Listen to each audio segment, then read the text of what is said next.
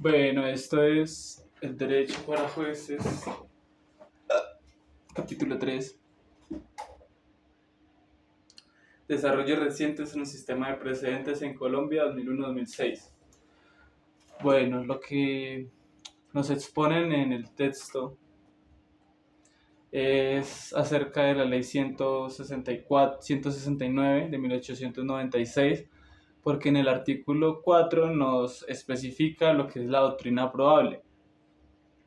Entonces, específicamente, la doctrina probable, según el artículo 4, se da cuando existen tres decisiones de la Corte Suprema sobre un mismo punto en el que hayan fallado de forma similar y que por lo tanto sea aplicable esta decisión en el futuro con el concepto de doctrina probable por analogía, es decir, en casos que se parezcan fácticamente, es decir, en los hechos. Sobre este punto volveremos más adelante y en qué se diferencia el que sea más cercano a los hechos o más cercano al concepto. Pero este artículo 4 da la posibilidad al final de que se pueda fallar una sentencia contradiciendo aún una doctrina probable ya verificada.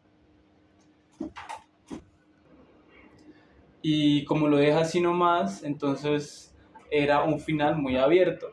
Como había sido escrito hace tanto tiempo, 1896, la Corte Constitucional, después de la Constitución del 91, ya para, digamos, de forma contemporánea, lo interpreta de la siguiente manera en el 95, cuando dice que la doctrina probable podrá ser cambiada o redireccionada por otro juez mediante un fallo, siempre y cuando cumpla dos características o dos requisitos.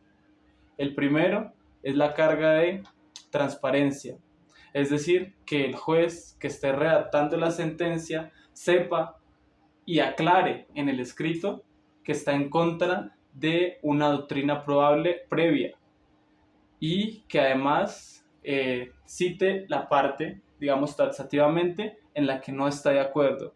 Y la segunda carga o requisito será la carga de argumentación o la carga argumentativa. Y es aquí donde el juez va a desarrollar las razones jurídicas o fácticas por las cuales no va a fallar en consecuencia o en dirección a la doctrina probable. A esto se le llama, la Corte Constitucional dice que entonces el juez tiene un nivel de discrecionalidad, es decir, de elegir dentro de una serie ya limitada de posibles acciones. En ese orden, la misma ley 169 nos dice en el artículo 64 que una sentencia o un fallo podrá ser casado, es decir, la Corte Constitucional podrá estudiarlo a modo de revisión siempre y cuando su jurisprudencia o la doctrina probable que haya utilizado haya sido mal interpretada o mal aplicada, es decir, que tenga un error de interpretación del derecho o un error en su ubicación en los hechos, en su subsunción. Sin embargo, para ese momento no especifica que haya que proceder la casación cuando un juez no haya tenido en cuenta una doctrina probable. ¿Qué quiere decir? Que si tienes en cuenta la doctrina probable y la malinterpretas o la aplicas mal, puede ser sujeto de casación. Bueno, tu fallo puede ser sujeto de casación. Pero si tú no hablas de esa doctrina, pues digamos que lo deja muy al aire, lo deja con un margen de interpretación o de discrecionalidad muy grande, porque tampoco nos dice qué va a pasar si no utiliza la doctrina probable. Es por esto que la Corte Constitucional más adelante va a decir taxativamente cómo hacer un control de esa jurisprudencia. Es probable la doctrina porque hace alusión a un nivel de certeza grande que se tiene sobre la cosa porque comparten elementos de los hechos similares a los que ya se había dado un fallo. El antecedente funciona como una fuerza de gravitación, que es el concepto que nos da Working. Entonces dice que el antecedente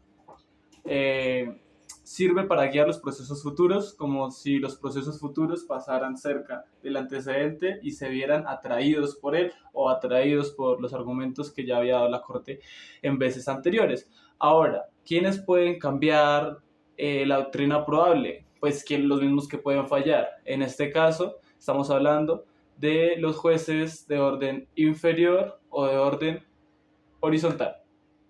¿Qué quiere decir horizontal? Que son jueces que pertenecen al mismo nivel de la Corte, es decir, pueden ser otros jueces constitucionales, y de inferior, pues son los jueces que tienen que obedecer o apegarse a la jurisprudencia determinada por la alta Corte. El juez inferior y el juez horizontal pueden cambiar la doctrina probable siempre y cuando se cumplan los siguientes requisitos o situaciones. Cuando haya un cambio en el ordenamiento jurídico que no haya sido previsto por los marcos de interpretación que propone la Alta Corte.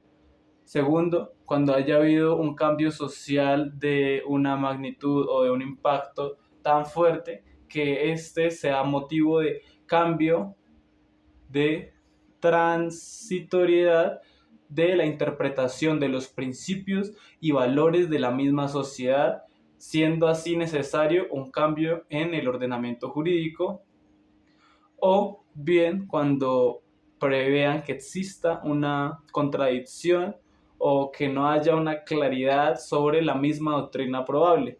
Esto los jueces lo tienen que estipular taxativamente en el documento del fallo, para que posteriormente, en caso de imprecisiones o en caso de cuestionamientos, pueda acceder un juez de tutela que sea quien revise la decisión del fallo, es decir, quien le va a hacer un control al juez.